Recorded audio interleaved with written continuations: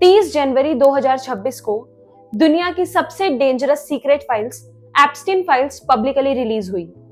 US department of justice ने Jeffrey Epstein से related 3 million pages के डॉक्यूमेंट को पब्लिकली रिलीज किया। ये कोई नॉर्मल फाइल्स नहीं थी।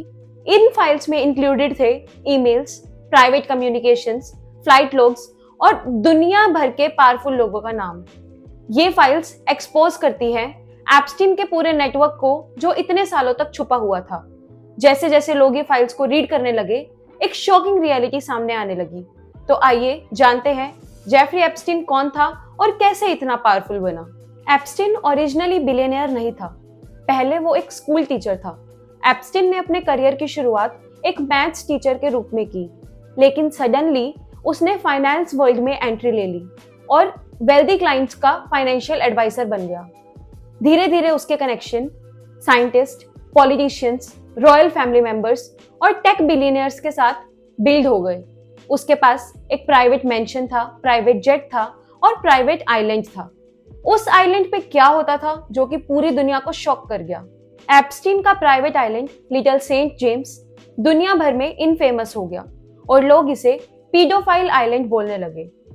विक्टिम टेस्टिमनीज के अकॉर्डिंग यहाँ अंडर एज गर्ल्स को ट्रैफिक किया जाता था और उनका सेक्सुअल अब्यूज होता था। ये आइलैंड एप्स्टीन के ऑपरेशन का मेन सेंटर बन गया। जब पुलिस ने यहाँ इन्वेस्टिगेट किया तो कुछ शॉकिंग हुआ। 2008 में एप्स्टीन पर सीरियस फेडरल चार्जेस लगे, including international sex trafficking.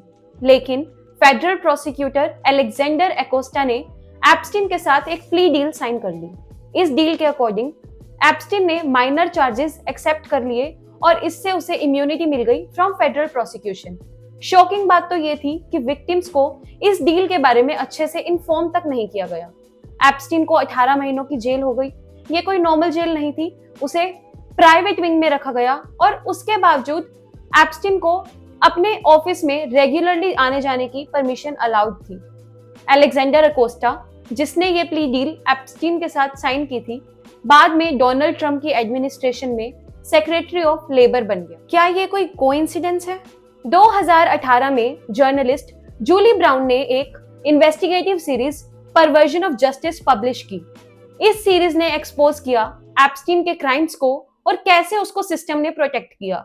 Public outreach massive हो गया और एज अ रिजल्ट अथॉरिटीज को फोर्स्ड इन्वेस्टिगेशन रीओपन करनी पड़ी।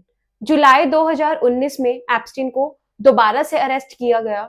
इस बार चार्जेस फेडरल लेवल के थे, जैसे सेक्स ट्रैफिकिंग, कॉन्स्पिरेसी, और अगर कन्विक्ट होता तो इन चार्जेस के अंडर एप्स्टीन को लाइफ इंप्रिजनमेंट तक हो सकती थी। 10 अगस्त 2019 को एप्स्टीन अपनी जेल सेल में डेड पाया गया। ऑफिशियल रिपोर्ट्स ने डेथ का रीजन सुसाइड डिक्लेयर किया, लेकिन सर्कमस्टांसेस काफी सस्पिशियस थे। जेल कैमरास वर रिपोर्टेडली मैल फंक्शनिंग और गार्ड्स प्रॉपरली मॉनिटरिंग नहीं कर रहे थे, दे वर एस्लीप। इसलिए दुनिया भर में काफी सस्पिशियस और कॉन्स्पिरेसी थ्योरीज स्प्रेड हो रही है। डोनाल्ड ट्रंप ने 2024 के प्रेसिडेंशियल इलेक्शंस में प्रॉमिस किया था कि एप्स्टीन फाइल्स को पब्लिकली रिलीज किया जाएगा, लेकिन इनिशियली गवर्नमेंट ने डिले किया। लेकिन बाद में एप्स्टीन फाइल्स ट्रांसपेरेंसी एक्ट पास होने के बाद जनवरी 2026 में एप्स्टीन फाइल्स को रिलीज कर दिया गया। फाइल्स रिलीज होने के बाद एक और कंट्रोवर्सी स्टार्ट हुई। फाइल्स में इंफॉर्मेशन इनकंसिस्टेंट तरीके से ब्लैक्ड आउट थी, जिस वजह से शॉकिंगली काफी सारे प्लेसेस पे विक्टिम्स के नाम भी एक्सीडेंटली एक्सपोज कर दिए गए, जिस वजह से विक्टिम्स को फर्दर हरासमेंट और थ्रेट तक फेस करने पड़े। अब आगे की स्टोरी बताने से पहले एक इंपॉर्टेंट लीगल क्लैरिफिकेशन। डॉक्यूमेंट में सिर्फ नाम मेंशन होने से क्रिमिनल गिल्ट ऑटोमेटिकली प्रूव नहीं होता है। गिल्ट प्रूव करने के लिए एविडेंसेस चाहिए होते हैं। फाइल में डोनाल्ड ट्रंप का name more than 5000 times mention किया गया है।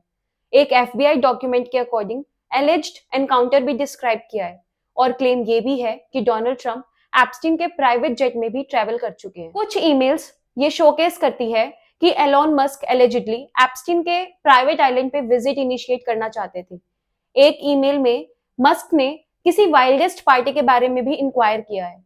ये ईमेल्स एलोन मस्क की पब्लिक स्टेटमेंट से कॉन्ट्रडिक्ट करती है, जहां उन्होंने एप्स्टीन से डिस्टेंस क्लेम किया है। एक ईमेल में एलिज्ड रेफरेंस है एसटीडी और रशियन गर्ल्स का, और बिल गेट्स ने एलिजिडली एप्स्टीन से कुछ सीक्रेट एंटीबायोटिक्स अरेंज करने के लिए कहा था अपनी वाइफ मेलिंडा के लिए। प्रिंस एंड्रयू का नाम भी कोर्ट डॉक्यूमेंट्स और विक्टिम टेस्टिमनीज में अपीयर होता है। विक्टिम्स ने ये क्लेम किया है कि प्रिंस एंड्रयू भी एप्स्टीन की अब्यूज गैदरिंग्स में प्रेजेंट होते थे। डॉक्यूमेंट्स ये क्लियरली शो करते हैं कि एप्स्टीन की 2008 की कन्विक्शन के बाद भी कुछ इंडिविजुअल्स जैसे हॉवर्ड लुटनिक और केविन वॉल्श उसके साथ सोशलाइजिंग कंटिन्यू कर रहे थे। फाइल्स में कुछ डिस्टर्बिंग कम्युनिकेशंस भी मिले। एक ईमेल चेन में रशियन गवर्नमेंट का रेफरेंस मिला और कुछ ईमेल्स में टॉर्चर वीडियोस का मेंशन भी है। और कुछ कॉन्फिडेंशियल रिपोर्ट्स बताती है कि एप्स्टीन का connection Israeli intelligence agency Mossad से भी हो सकता है। ऑल्दो ये सब सिर्फ क्लेम्स हैं, अभी फुली वेरीफाइड नहीं है। Even after Epstein files release अभी तक मिलियन ऑफ पेजेस विदहेल्ड हैं और अभी तक पब्लिक को पूरा ट्रुथ एक्सेसिबल नहीं है। एप्स्टीन फाइल्स सिर्फ एक क्रिमिनल केस नहीं है, ये एक्सपोज करता है एक पावरफुल नेटवर्क, सिस्टम फेलियर और जस्टिस सिस्टम के लिमिटेशंस को। अभी भी काफी सारे क्वेश्चंस अनआंसर्ड हैं और कंप्लीट ट्रुथ पब्लिक को अवेलेबल ही नहीं है। एप्स्टीन फाइल्स सिर्फ एक इंसान की स्टोरी नहीं है, ये पावर, सीक्रेसी और जस्टिस के बीच की सबसे बड़ी कंट्रोवर्शियल बैटल है। Comment your views on release of Epstein files. Bye bye.